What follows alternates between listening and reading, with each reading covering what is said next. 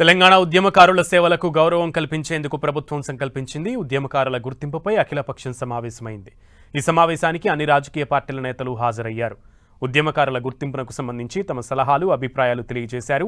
ఒక్కో పార్టీ నుంచి 2 ప్రతినిధులు నామినేట్ చేయాలని ప్రభుత్వం వివిధ రాజకీయ పార్టీలను కోరింది. చేయవలసిన పని ఎవరు అసలు ఐడెంటిఫై చేసేది ఉంది.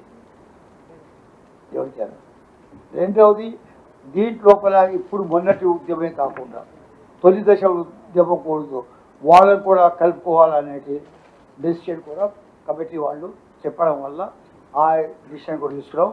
ప్రభుత్వానికి చెప్తాం.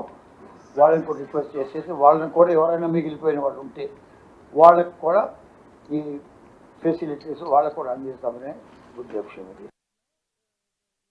కొంతమంది రచయితలు వాళ్ళ పుస్తకాల ద్వారా చైతన్యం కలుగజేసినారు. కొంతమంది గాన పాట కళాకారులు వాళ్ళ యొక్క పాటల ద్వారా చైతన్యపరిచినారు.